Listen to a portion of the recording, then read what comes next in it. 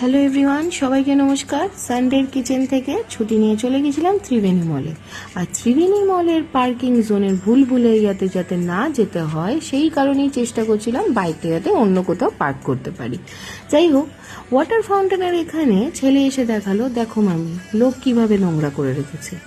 বাচ্চাগুলো বুঝতে পারে, অথচ বড় মানুষগুলো বোঝে না কোথায় যে নোংরা ফেলতে হয়। যাই হোক, আস্তে আস্তে এগিয়ে গেলাম সেকেন্ড ফ্লোরের দিকে। সেখানে গিয়ে দেখি এখনো পর্যন্ত অনেকগুলো স্টোর ওপেন হওয়া বাকি। যাই হোক, ওয়েট করছি কবে সেই স্টোরগুলো ওপেন হবে। এরপরে ছেলের বায়না হলো, মাম্মি প্লে জোনে যাব, কিন্তু এতটা টাইম আমাদের হাতে ছিল না। বুদ্ধি করে বললাম, ফিয়ার অফ হাউসে যাবি নাকি? সেখানে 100 টাকার টিকিট কাটিয়ে তাকে আবার ভেতরে ঢোকানোও হলো। সে কিন্তু বলেছিল, মাম্মি আমি পারবো, তোমরা চিন্তা করো না, তোমরা বাইরেই থাকো, আমি একাই যাব। যাই হোক, কথা মতো সে ভেতরেও গেল। কিন্তু যখন সে বাইরে বেরোলো, তার মুখটা এত হাঁড়ি করে বেরোলো কেন বুঝতে পারছিলাম না। কিন্তু ভেতরের এক স্টাফ এসে বলল সে নাকি চেঁচাচ্ছিল, মা বাঁচাও বাঁচাও করে।